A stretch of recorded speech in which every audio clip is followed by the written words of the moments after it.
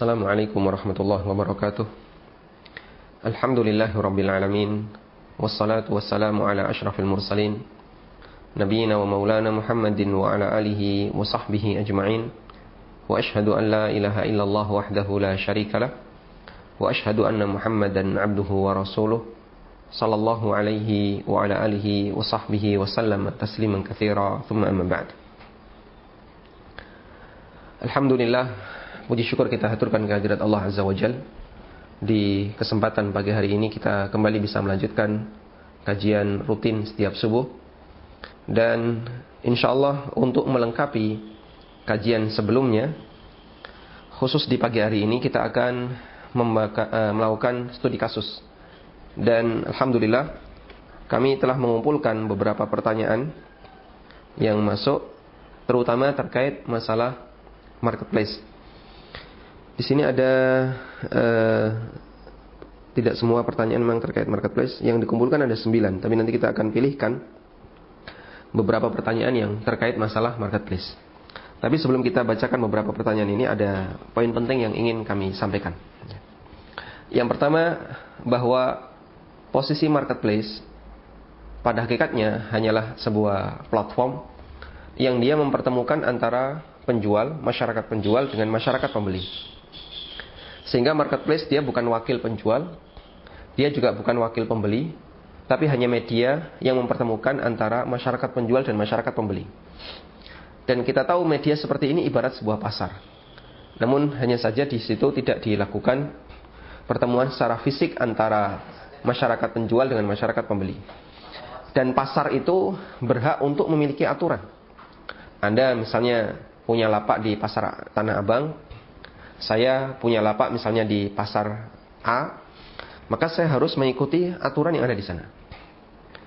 Karena setiap pasar dia punya pengurus yang mengelola pasar itu. Maka demikian pula dalam sebuah marketplace yang dia dilakukan secara online, di situ juga punya aturan.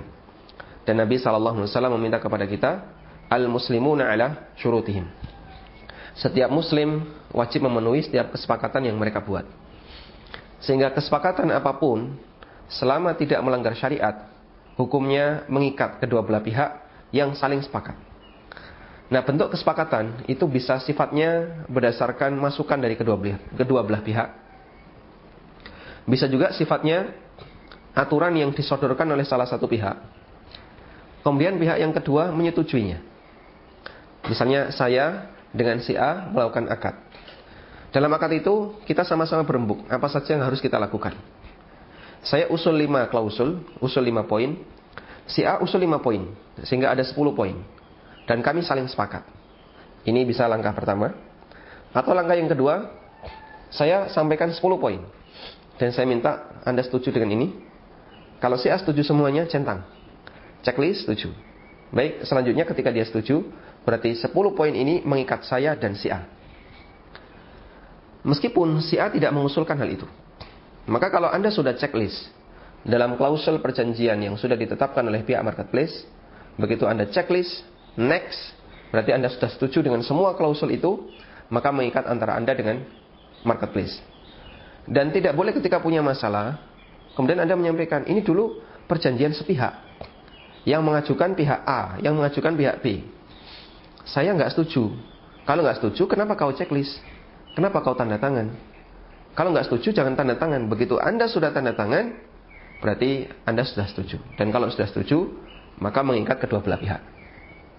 Sehingga semua aturan yang berlaku, misalnya ada penetapan potongan sekian persen untuk para merchant yang dia berada di depan, ya, atau merchant yang eksklusif, merchant yang dia premier, yang mendapatkan layanan khusus, maka di posisi ini pihak merchant yang sudah setuju wajib untuk memenuhi peraturan yang berlaku.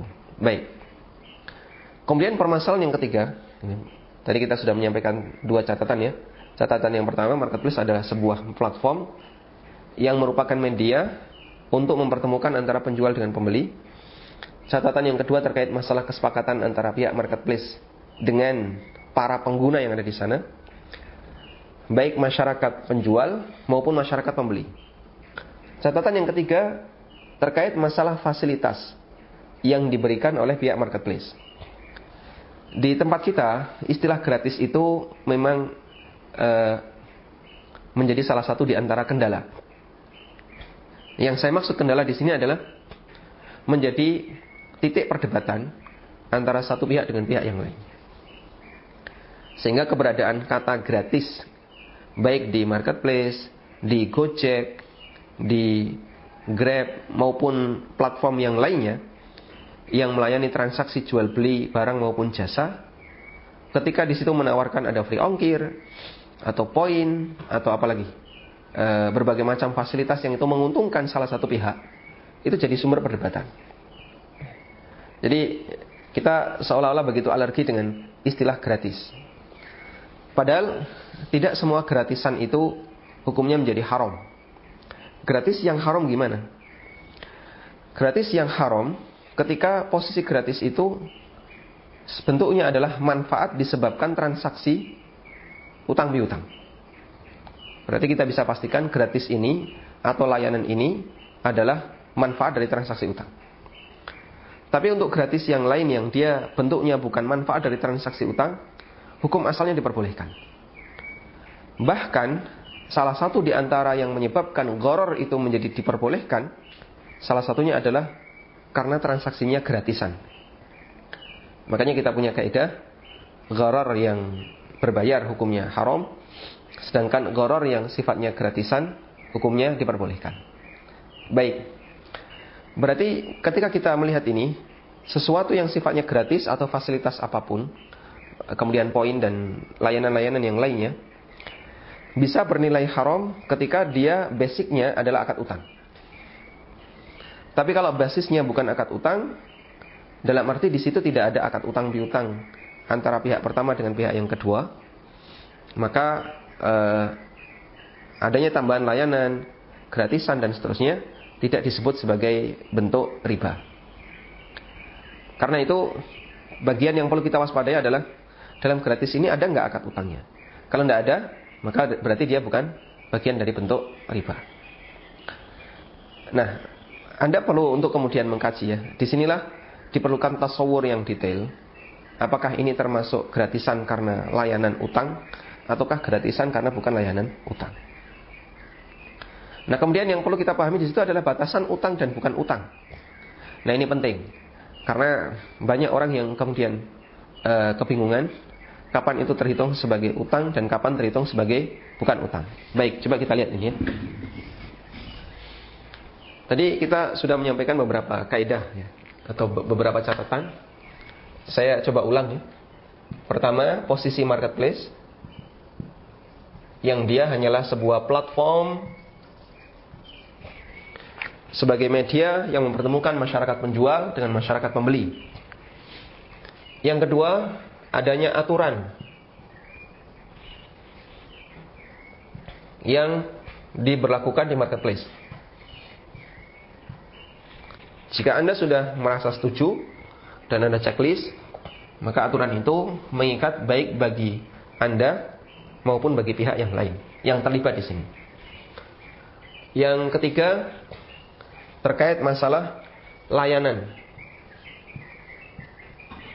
poin dan seterusnya. Ada poin ya, ada gratisan, kemudian ada apa lagi? Ada poin, ada gratisan, ada apa lagi? Layanan di marketplace, free ongkir berarti gratis ongkir. Ada poin, ada diskon ya, misalnya diskon, dan beberapa layanan yang lainnya. Kapan ini terhitung sebagai sesuatu yang haram? Jadi sesuatu yang sifatnya gratis, tadi kita sudah sampaikan, kadang menjadi pemicu perdebatan antara satu pihak dengan pihak yang lain. Kapan dia terhitung menjadi sesuatu yang haram? Gratis, Masya Allah, spidol transparan ya. Sesuatu yang gratis dalam gharar,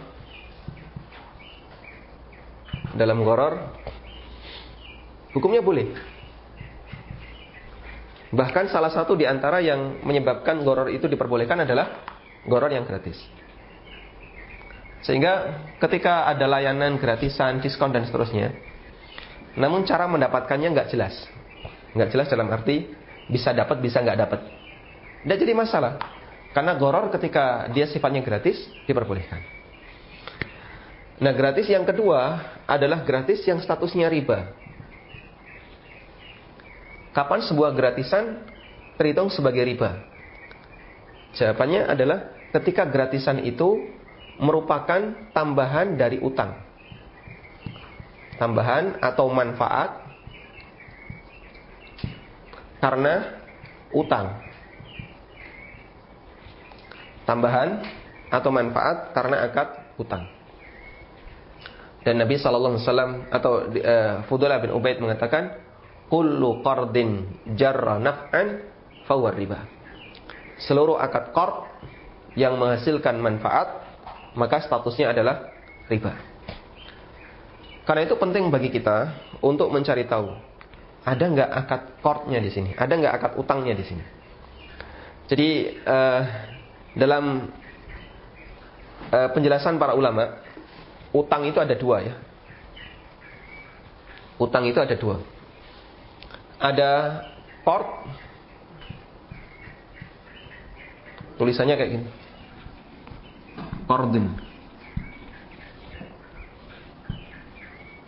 Ada dain. Ada dain. Tulisannya seperti ini, dainun. Utang ada dua, ada qard, ada dain. Kapan disebut qard, kapan disebut dain? Tidak semua qard atau tidak semua dain adalah qard, tapi semua qard dain. Saya ulang ya. Perbedaan antara qard dan dain, dain itu lebih luas. Dain lebih luas daripada qard. Karena itu tidak semua dain adalah qard, tapi semua qard pasti dain. Contohnya Pak? Contohnya misalnya syirik dengan dosa ya. Mana yang lebih luas? Mana yang lebih luas? Dosa lebih luas. Maka konsekuensinya tidak semua dosa adalah kesyirikan, tapi semua syirik pasti dosa. Ada? Tidak semua dain adalah qard, tapi semua qard pasti dain. Terus bedanya apa sekarang?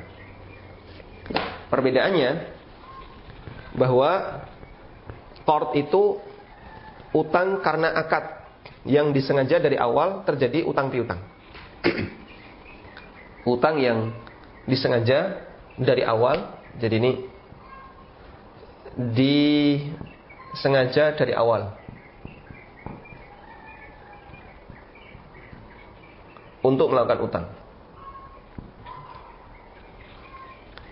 Sedangkan dain itu efek ketika ada akad yang tidak tunai. Misalnya apa misalnya? Yang dain. Yang dain misalnya akad salam. Misalnya akad salam ya. Akad salam uang di depan. Barang kapan?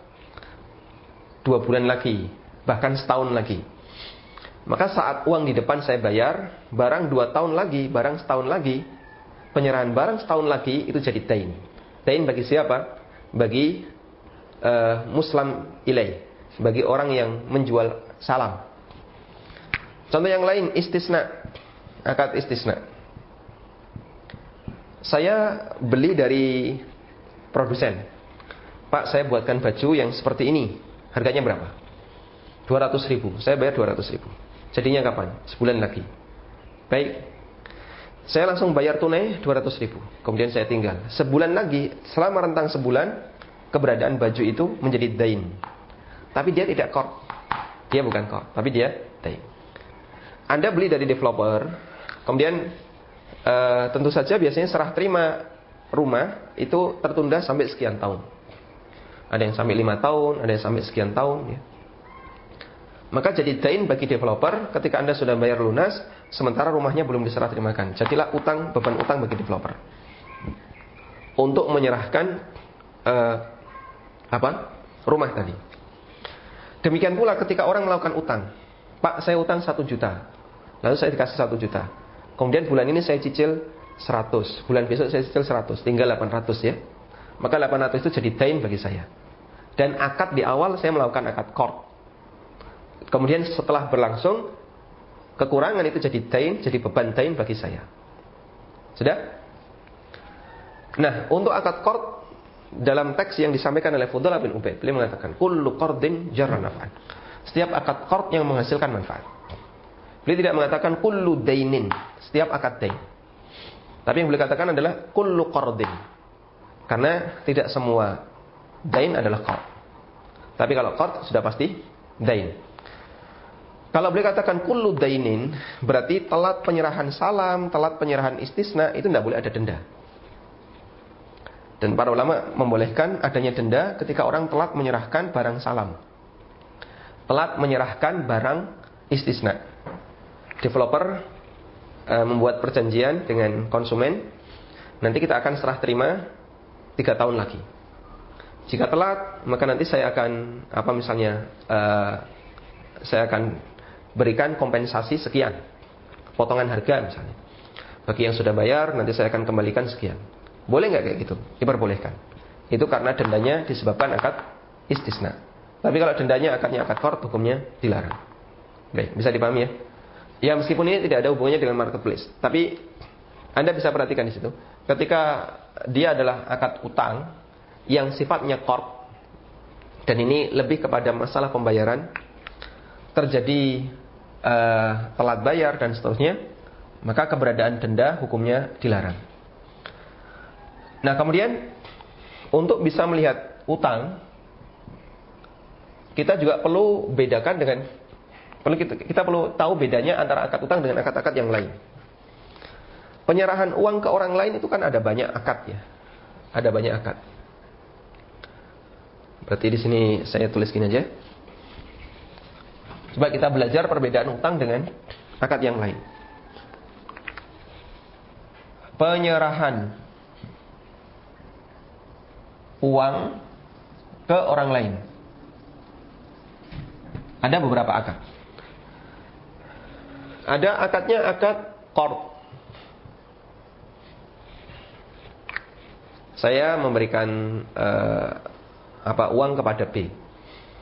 Loh, kamu kenapa kasih uang ke B? Karena B utang dari saya. Maka akadnya qard. Ada akadnya akad wadiah. Saya titip ya. Ada akadnya akad sarf. Kalau sarf berarti saya menukar uang dengan uang. Ada akadnya apa lagi? Ada akadnya misalnya investasi, modal. Ada juga akadnya sedekah. Dan beberapa akad yang lainnya. Nah, ketika Anda melakukan sebuah akad ya, sementara Anda tidak ngerti akad yang saya lakukan itu lebih tepatnya yang mana, karena saya nggak paham tentang konsekuensi akad dan tidak tahu gimana akad ini masuk yang bagian mana, apakah akad qard, wadiah, sarf atau yang mana, Anda tidak ngerti. Ketika Anda tidak ngerti, langkah awalnya begini, coba hapus dulu dari sekian kemungkinan itu yang bukan termasuk, yang nggak mungkin ya. Misalnya tadi ya, konsumen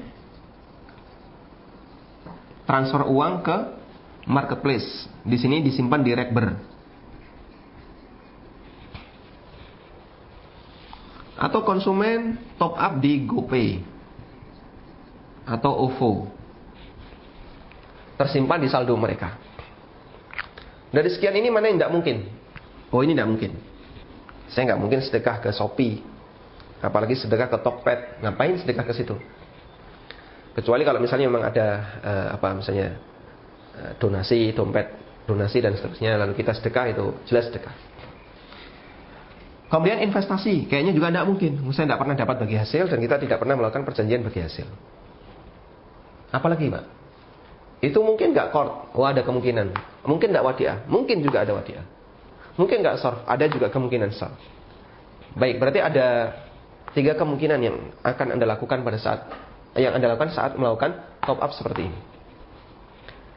Nah, selanjutnya dari sekian kemungkinan itu mana yang lebih tepat? Pada posisi Anda tidak tahu sama sekali, maka kami persilahkan, jika tidak bisa menilai, Pak Ustadz saya tidak ngerti, qard itu akadnya kayak gimana, konsekuensi qard apa saja, itu kan dipelajari di buku fikih ya. Wadiah itu konsekuensi kayak gimana, apa saja, sharaf juga kayak gimana, silahkan Anda tanyakan kepada mereka yang paham. Nah, selanjutnya dari situ, mungkin ada khilaf dan seterusnya, Anda silahkan ambil pendapat yang menurut Anda paling meyakinkan. Sudah. Misalnya, Anda mendapatkan satu kaidah. Kaidahnya begini. Jika yang terjadi adalah iwad dan muawad. Salah satunya ya, kita bahas salah satu kaidah. Kalau yang terjadi adalah iwad dan muawad, berarti ini pembayaran. Dan ini saya tambahkan tadi, pembayaran. Dalam kurung iwad. Kalau terjadi seperti ini, berarti terjadi transaksi jual beli. Akad jual beli. Saya beli sesuatu dan saya transfer. Kamu transfer itu ngapain niatmu? Ya, transfer. Transfer untuk apa? Untuk beli. Baik, kalau memang yakin itu transfer untuk beli, berarti yang kamu bayarkan itu adalah iwad, pembayaran. Dan pembayaran itu bukan qard, bukan wadiah, bukan sharaf. Ketika yang Anda dapatkan adalah barang. Sudah? Berarti kalau itu Anda bisa pastikan, kayaknya selamat saya dari akad qard sama akad dain. Kalau sudah selamat di dua ini, insya Allah adanya gratisan, adanya diskon, adanya poin, dan seterusnya, halal untuk dimanfaatkan. Karena kaidahnya hukum asal seperti ini boleh selama dia bukan riba. Nah, kita bisa pastikan ketika Anda tidak melakukan akad qard sama sekali, berarti apa yang Anda dapatkan bukan riba. Sehingga tidak perlu misalnya terlalu sensitif dengan gratisan ya. Pastikan dulu, ini ada akad qardnya enggak? Diperhatikan. Kayaknya enggak ada. Saya enggak pernah melakukan transaksi utang piutang. Baik, selanjutnya kalau enggak ada transaksi utang piutang, silahkan itu diterima. Baik. Kita belum menyelesaikan bagian ini ya. Kita belum menyelesaikan bagian ini. Maksud saya adalah, saya baru menyebutkan salah satu di antara contoh. Kalau yang terjadi adalah pembayaran. Ketika Anda belanja sebuah barang, berarti Anda tidak melakukan akad utang. Namun kalau yang terjadi misalnya nyimpan uang di GoPay atau OVO, begitu, atau Anda menaruh uang di Rekber gitu ya, di ShopeePay, gini tulisannya, ShopeePay itu masuk Rekber nggak? Masuk Rekber. Baik, Anda naruh uang di ShopeePay, apakah ada di situ akad qard? Insya Allah nanti akan kita bahas ketika kita membahas uang digital. Jadi pembicaraan kita marketplace itu hanya sampai pada transaksi normal. Anda belanja, check out, kemudian transfer, nanti nunggu barang dikirim. Nah, kalau dalam transaksi normal itu, jika yang Anda transfer adalah dalam rangka untuk pembayaran terhadap barang yang Anda beli, maka insya Allah berarti di situ tidak ada akad qard. Kalau tidak ada akad qard, Anda dapat poin, dapat diskon dan seterusnya, hukumnya diperbolehkan. Baik.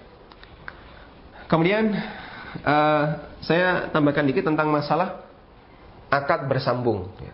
Tentang masalah akad bersambung. Jadi kita bertanggung jawab dalam akad itu dengan atau sesuai dengan posisi. Kita bertanggung jawab terhadap akad itu sesuai dengan posisi. Maksud saya begini. Jika A melakukan akad dengan B, lalu B melakukan akad dengan C, dan ini dilakukan secara terpisah.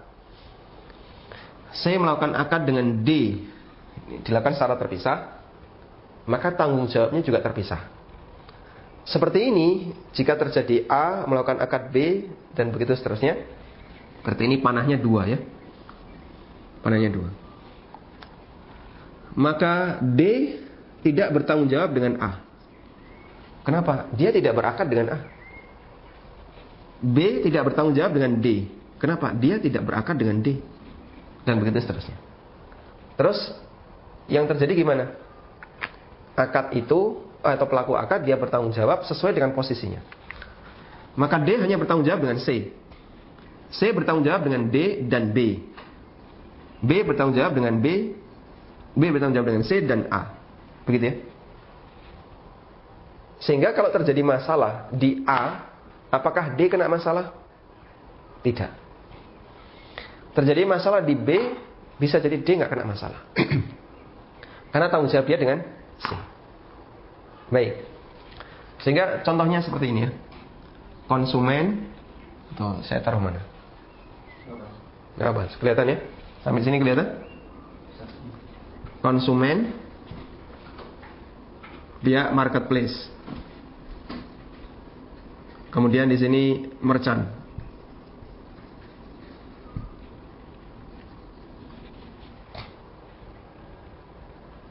Kemudian konsumen dengan merchant.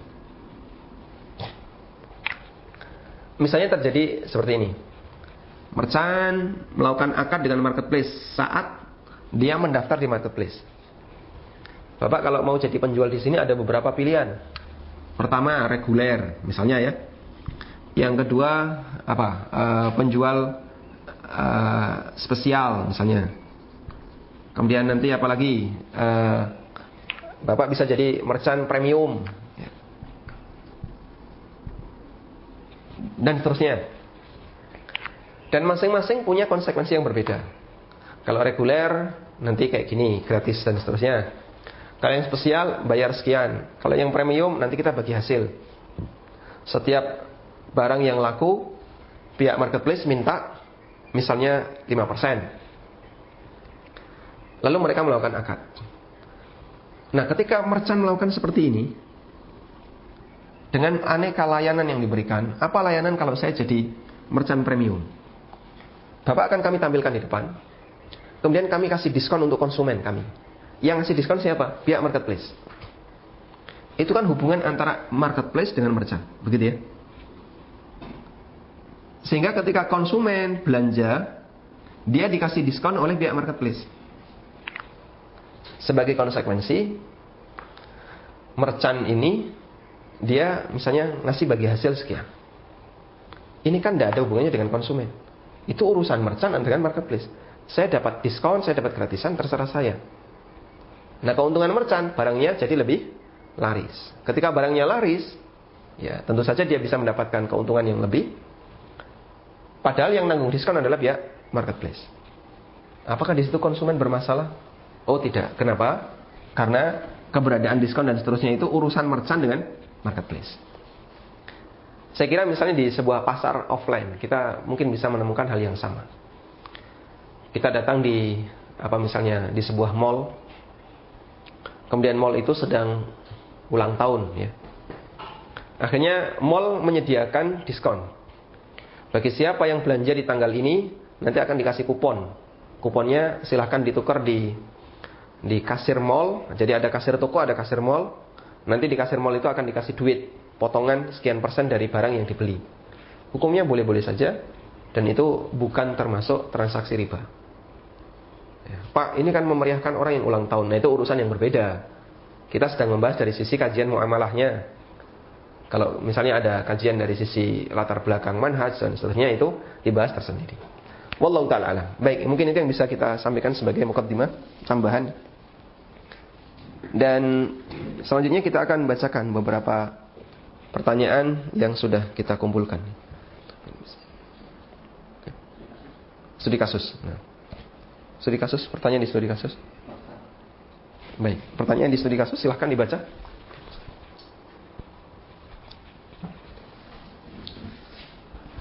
Yang pertama, saya seller di Tokopedia. Saat pelanggan belanja, ada kendala dalam pengiriman melalui Tokopedia. Intinya pengiriman tidak terdapat dalam kurir karena masalah berat kayaknya ini. Masalah berat. Akhirnya di detail produk, beratnya saya ubah menjadi 20 gram. Kemudian saya akad kembali dengan konsumen supaya bayar kurir lain dan sepakat. Fasilitas kurir dari Tokopedia akhirnya saya pakai untuk kirim amplop yang isinya nota pembelian. Apakah akad begini diperbolehkan? Tapi saya melihat Tokopedia seperti nyaman saja, tidak merasa dirugikan. Dan saya baru ketahui ternyata yang saya lakukan ini dipakai oleh seller-seller yang menjual perabotan besar seperti kursi dan meja, kulkas, freezer, yang dimana tidak ada pelayanan kurir dari Tokopedia. Baik, selama Anda tidak melanggar aturan yang berlaku di sana, insya Allah tidak ada masalah. Dan ketika Anda sudah pesan kurir yang disediakan oleh Tokped, namun dia tidak bisa melayani barang berat, kemudian Anda pakai jasa itu untuk kebutuhan yang lain, tadi disampaikan, Anda gunakan untuk mengirim nota, insya Allah tidak masalah. Yang jelas jasa itu Anda berhak untuk menggunakannya, dan masalah berapa yang harus dikirim itu terserah Anda sebagai penjual barang. Karena itu insya Allah tidak masalah, seperti kasus yang tadi Anda sampaikan.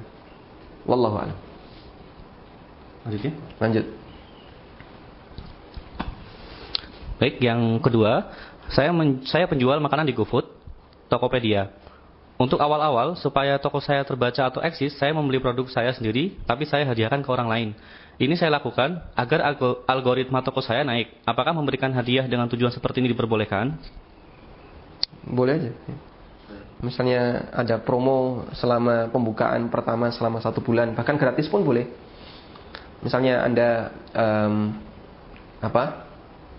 gratis buka warung kemudian ngundang teman-teman gratis selama 1 pekan, soto gratis, boleh. Gratisnya boleh, tidak ada masalah. Nah, mungkin yang jadi pertanyaan, bagaimana kalau misalnya di sini tujuannya adalah untuk pengaturan algoritma agar toko naik? Karena seperti yang kita tahu bahwa merchant atau toko, termasuk para driver Gojek, itu kan algoritmanya naik jika sering ada orang yang pesan. Nah, apakah ini diperbolehkan? Setahu saya, wallahu alam, tidak ada unsur penipuan. Tidak ada unsur penipuan sehingga Anda belanja kemudian dicatat oleh Tokopedia, berarti toko ini sudah ada yang belanja. Kemudian Anda belanja lagi, dicatat Tokopedia, toko ini sudah ada yang belanja. Insya Allah tidak masalah. Wallahu a'lam. Yang ketiga, Afwan, mengganggu Ustaz. Izin kalau boleh bertanya, Ana ada ganjalan hati ingin coba ditanyakan ke Ustaz tentang sistem ini tentang BPJS. Ya, kalau BPJS tidak masuk di marketplace, kita skip aja. Baik. Yang keempat, saya mengambil suatu produk non ribawi di perusahaan A secara tunai, beli putus. Kemudian setelah 1 bulan, tiba-tiba saya diberitahu perusahaan agar tidak menjual produk tersebut secara utuh kembali. Awalnya, memang produk tersebut saya pakai untuk pembayaran bahan baku di bidang minuman, dan saya pikir diecer online. Dan grosir pun laku di marketplace. Bolehkah saya langgar aturan tersebut? Karena di awal akad tidak ada perjanjian bahwa jika dijual kembali tidak diperbolehkan, dan saya pikir saya sudah memiliki barang tersebut, dan hak saya untuk mau saya pergunakan untuk apa saja. Baik,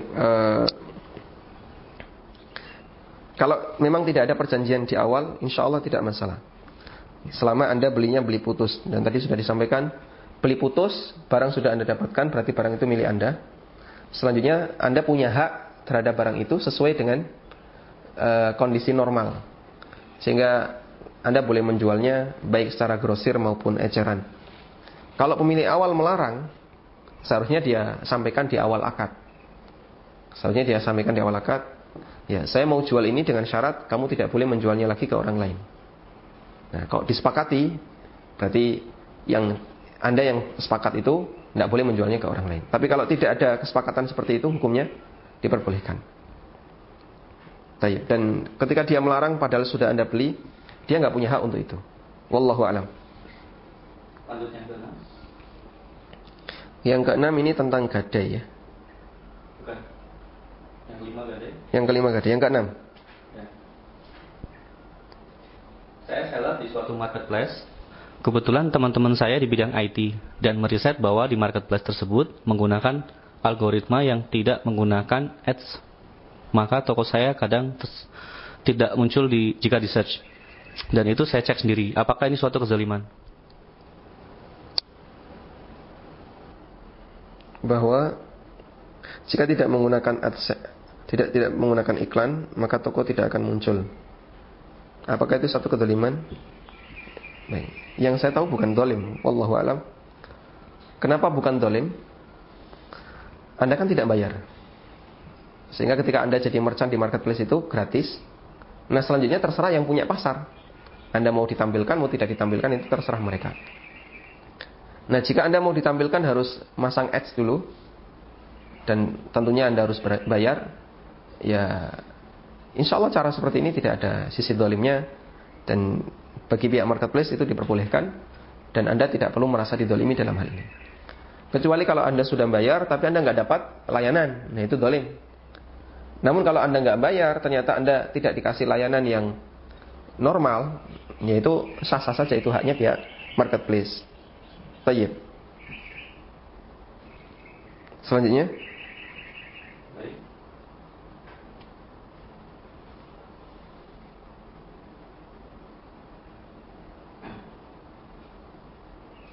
yang ketujuh, saya berniat menjual ikan cupang online lewat marketplace, tentunya dengan packingan aman.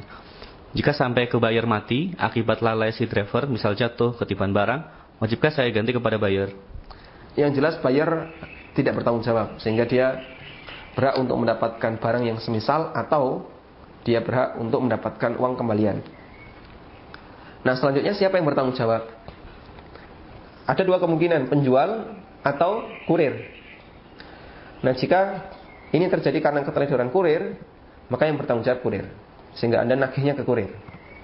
Tapi kalau itu di luar keteledoran kurir, maka Anda sendiri yang bertanggung jawab. Selanjutnya, yang ke-9. Yang ke-9, bagaimana solusi bisnis jual kurma sebagai barang ribawi atau susu kurma online? Karena syarat sah jual belinya harus dengan cara yadan biadin. Saya menjual kurma secara online di marketplace dan grup WA. Berikut juga minuman susu kurma. Apakah halal dengan cara online? Kesalahpahaman ini masih banyak di masyarakat ya.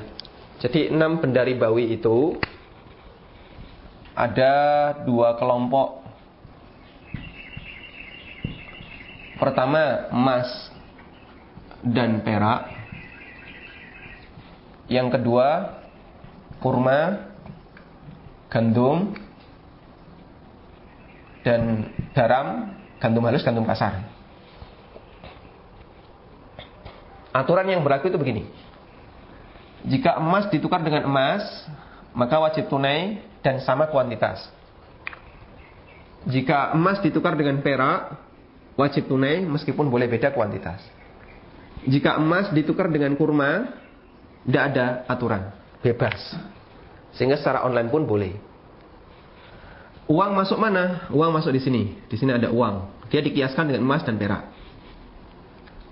Maka uang dengan kurma online boleh enggak? Online boleh enggak? Boleh. Kenapa? Enggak ada aturan. Uang dengan kurma enggak ada aturan. Loh Pak, ini kan benda ribawi. Ini benda ribawi. Betul sekali ya. 2 ini benda ribawi. Tapi dia beda kelompok. Kurma ada di sini, uang ada di sana. Kalau ini tidak boleh, harus tunai. Jika ini harus tunai, berarti tidak boleh ada akad salam. Akad salam tidak boleh. Padahal akad salam di masa Nabi SAW modelnya kayak gini. Uangnya tunai, kurmanya sekian tahun lagi. Itu menunjukkan bahasanya uang dengan kurma, dengan gandum, dengan beras boleh kredit, boleh tidak tunai, boleh transfer dulu, boleh online.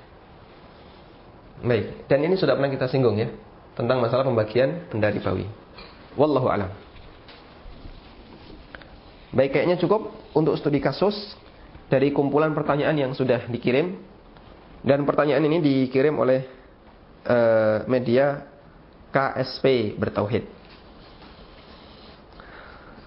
Baik, selanjutnya kami persilahkan bagi Bapak Ibu yang ingin menyampaikan pertanyaan bisa melalui line telepon. Coba kita angkat penanya yang pertama. Silahkan.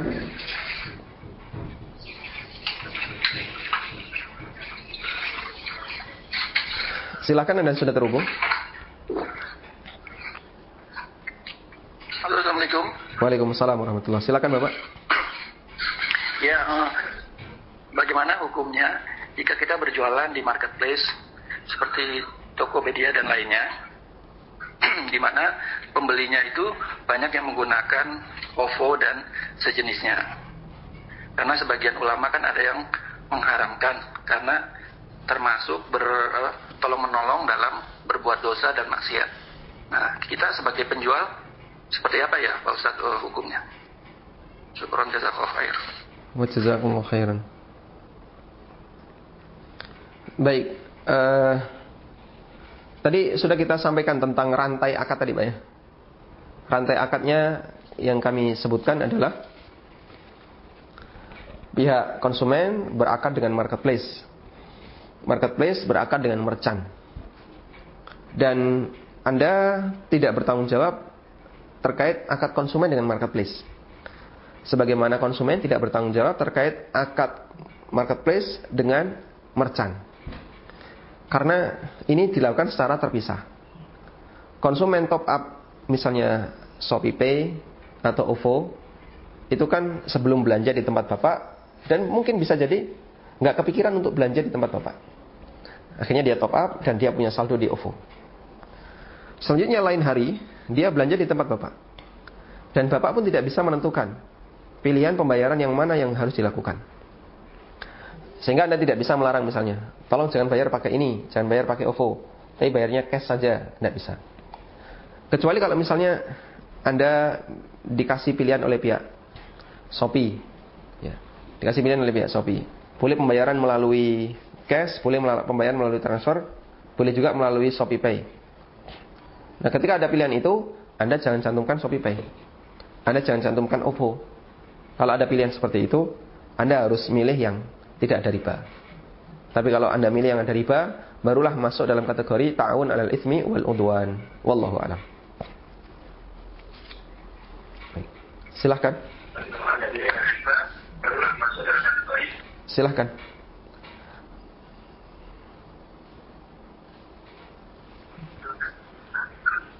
Silakan Bapak.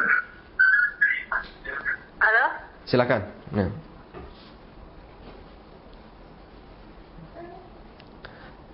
Anda sudah terhubung, silahkan.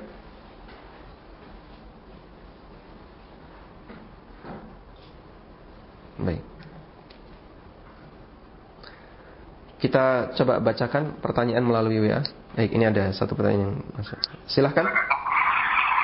Assalamualaikum Ustaz. Waalaikumsalam warahmatullahi. Silahkan Bapak. Izin bertanya Ustaz. Jadi yang pertama, posisi saya itu sebagai dropshipper Ustaz. Nah, saya itu ngambil barang ke supplier dengan akad perjanjian di awal itu. Di situ dijelaskan kalau untuk dropshipper nanti menjualkan barang dari supplier itu nanti setelah nanti barang terjual itu nanti dapat fee dari supplier. Nah, nanti fee itu akan diakumulasi, contohnya 100.000 baru transfer ke saya, ke dropshipper.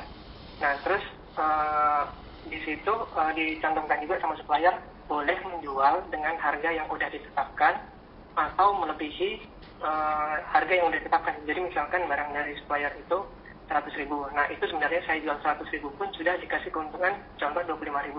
Nah, saya boleh menjual itu di atas harga itu misalkan 110.000 gitu. Jadi saya mendapatkan keuntungan dari supplier, juga mendapatkan keuntungan dari harga yang saya jual gitu Pak Ustaz. Nah, itu kira-kira gimana Ustaz? Apakah diperbolehkan dengan mengambil dua keuntungan yang berbeda itu? Baik. Gitu.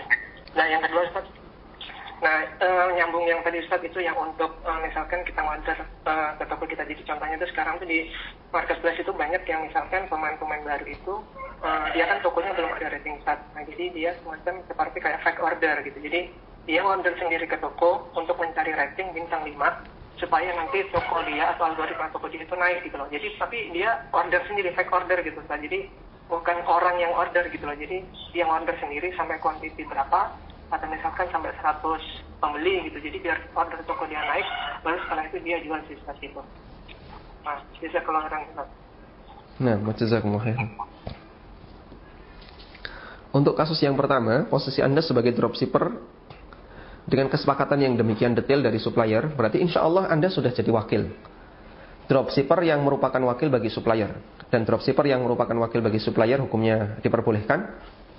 Sedangkan masalah penetapan harga, kemudian besar kecilnya komisi, kembali kepada kesepakatan antara Anda dengan supplier. Jika supplier sudah mengizinkan bagi Anda untuk menjual dengan harga dinaikkan dari harga supplier, insya Allah tidak masalah. Berarti Anda nanti punya dua keuntungan. Pertama, fee, komisi dari supplier. Dan yang kedua adalah margin yang Anda dapatkan karena Anda bisa menjual lebih. Selama itu diizinkan oleh supplier, hukumnya boleh. Sehingga silahkan Anda lanjutkan seperti ini, insya Allah tidak ada masalah. Kemudian yang kedua tentang self order ya. Bagi para pemain baru dia order pribadi, kemudian ratingnya naik. Tadi sempat sudah kita singgung di studi kasus, dan saya sampaikan jika tujuannya dalam rangka untuk mengikuti algoritma yang terjadi, karena kalau tidak kayak gini dia nggak naik misalnya. Apakah itu termasuk penipuan? Wallahu alam, zahirnya bukan termasuk penipuan. Tapi wallahu alam, coba nanti saya kaji lagi ya. Karena termasuk di antara yang terlarang adalah najash. Dan najash itu salah satunya berpura-pura membeli padahal dia bukan pembeli. Berpura-pura menawar padahal dia bukan pembeli yang asli. Tapi untuk mempengaruhi konsumen.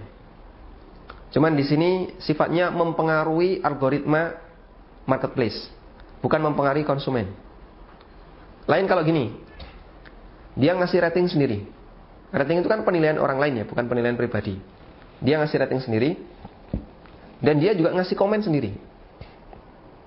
Masya Allah barangnya bagus, datang tepat waktu, kualitas apa misalnya, kualitas Jepang, harga Filipina misalnya ya. Atau apa misalnya, kualitas Eropa, harga India.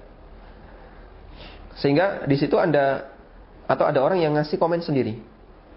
Nah, kalau seperti ini termasuk najas. Karena komen itu kan dibaca oleh konsumen.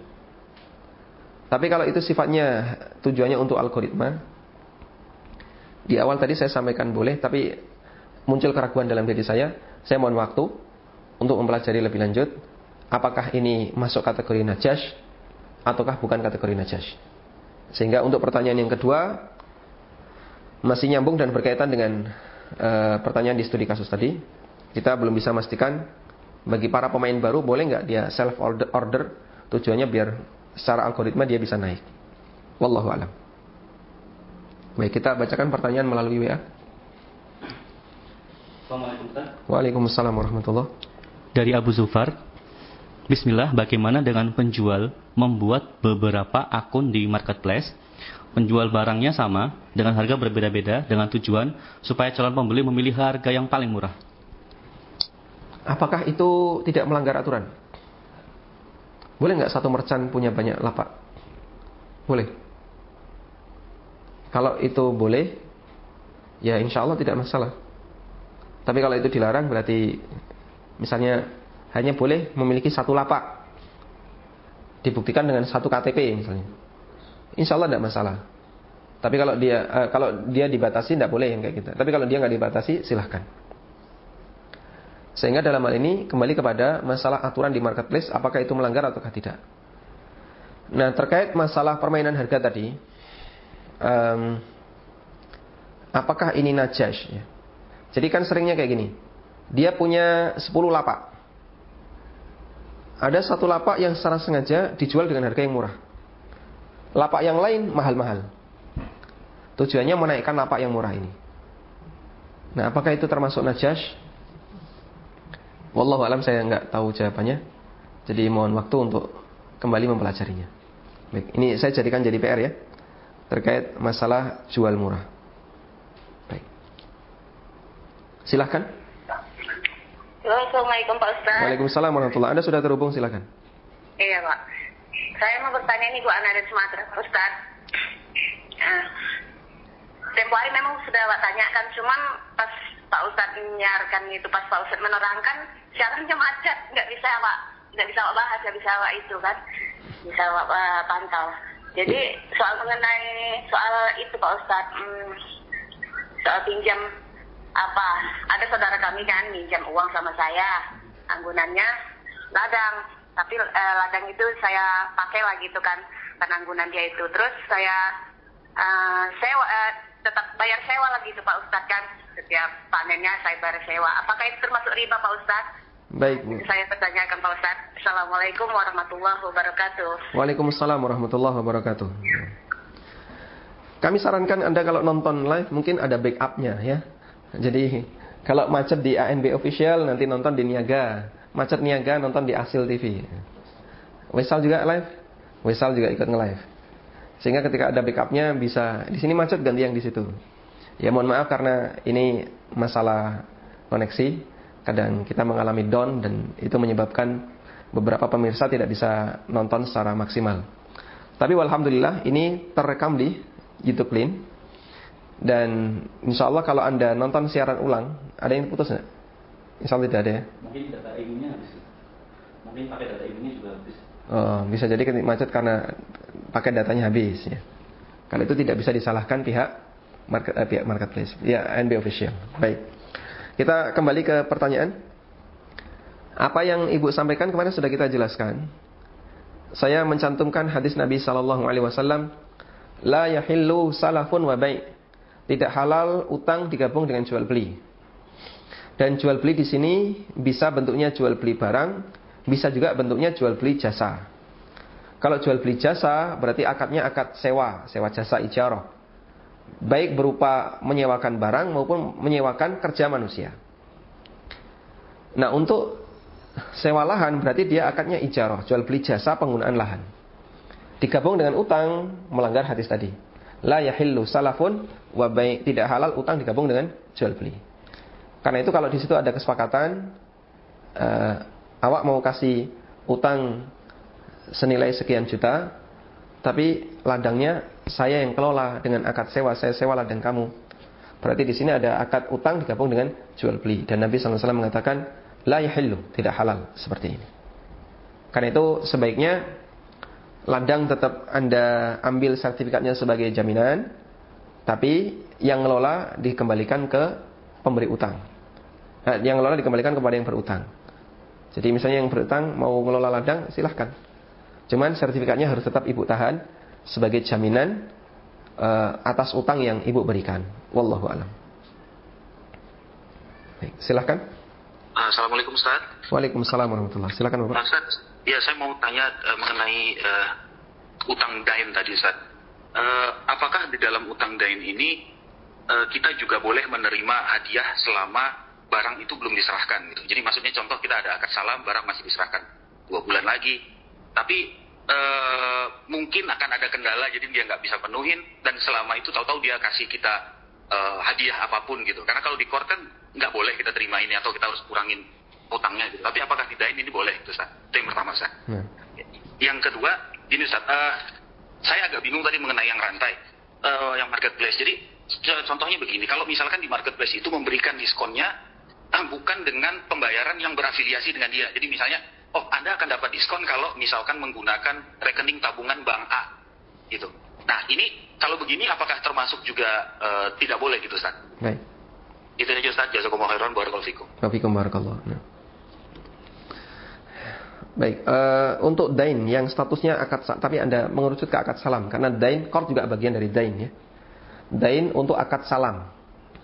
Saya ulang lagi, pertanyaan Anda, dain untuk akad salam karena qard sendiri masuk dain. Sehingga kalau kita buat kaidah umum untuk dain, setiap dain tidak boleh menghasilkan manfaat, ini enggak benar kaidah ini. Karena ada dain yang boleh menghasilkan manfaat, ada dain yang tidak boleh menghasilkan manfaat. Untuk dain yang boleh menghasilkan manfaat, kita kasih contoh tadi untuk akad salam dan akad istisna. Ketika telat menyerahkan barang, telat menyerahkan objek yang dijual. Di situ diperbolehkan adanya denda, boleh ada penalti karena one prestasi. Sehingga dia telat ketika serah terima, Anda dikasih hadiah atau seterusnya, insya Allah tidak masalah. Kemudian yang kedua terkait akad berantai. Jika ada promo dapat diskon pembayaran menggunakan debit bank A, debit bank B, boleh nggak kayak gini? Yang kami pahami tidak boleh. Kenapa? Karena penggunaan debit bank dan seterusnya itu kan berarti berbasis qard, berbasis utang. Berarti Anda dikasih diskon disebabkan karena Anda memberikan utang ke bank ini. Sebenarnya Anda dapat diskon. Dan kemungkinan besar diskon itu yang ngasih adalah bank tersebut. Seperti misalnya di lounge di bandara yang memakai kartu debit bank ini diskon 30%. Nah, itu hukumnya tidak diperbolehkan karena Anda mendapatkan bonus disebabkan karena Anda memberikan utang ke bank tersebut. Wallahu a'lam. Baik, silakan. Halo, assalamualaikum. Waalaikumsalam warahmatullahi wabarakatuh. Silakan, Bapak. Ustaz, Ana mau tanya, Ustaz. Ana jualan baju bekas impor, Ustaz. Udah bertahun-tahun di marketplace juga, di langsung juga. Tapi Ana tidak langsung mengimpor barang. Ana ngambil dari pihak ketiga ataupun pihak keempat, di mana kita punya larangan di Indonesia untuk mengimpor barang gitu, Ustaz. Jadi hukum Ana jualan ini bagaimana, Ustaz? Syukran, jazakallahu khair, Ustaz. Nah, jazakallahu khairan. Wallahu a'lam. Ya. Ada larangan di negara kita untuk mengimpor baju bekas seperti ini. Kalau fatwa yang disampaikan oleh Syekh bin Baz dan beberapa ulama yang lainnya itu membahas tentang masalah black market, ya, pasar gelap. Dalam arti barangnya tidak dipajaki. Barang masuk ke negeri kita tanpa bea cukai, itu boleh nggak dijual? Fatwa dari beliau tidak masalah karena bukan syarat dalam transaksi jual beli, barangnya harus dipajaki. Cuman kalau ada larangan impor barang seperti ini, nah, sementara Anda diam-diam impor misalnya, atau membeli dari importir, dan larangan itu bukan masalah pembayaran pajak, pembayaran cukai, tapi memang dilarang impor seperti ini, ya seharusnya sebagai seorang muslim, al-muslimuna ala syurutihim, setiap muslim itu harus memenuhi aturan yang berlaku. Ya, jangan lakukan. Loh, alasannya apa? Saya kan punya kebebasan untuk membeli. Betul Anda punya kebebasan untuk membeli, tapi kebebasan Anda diikat dengan aturan. Sehingga kalau Anda warga Indonesia, jika pemerintah melarang Anda untuk impor A, impor B, jangan impor A, impor B. Loh, kenapa? Ya, itu aturan. Dan Anda bagian dari warga negara yang harus mengikuti aturan itu. Nah, selama itu tidak melanggar syariat, hukumnya boleh. Lain kalau begini ya, boleh mengimpor barang itu, cuman Anda ketika masuk ke Indonesia, lewatnya lewat luar. Kok lewat luar? Lewat ilegal. Atau yang jelas nggak kena bea cukai. Nah, itu boleh nggak dijual? Kalau nggak kena bea cukai, jadi masalahnya masalah dia tidak dipajaki, hukum asalnya boleh dijual. Karena banyak sekali di tempat kita produk yang nggak dipajaki ya.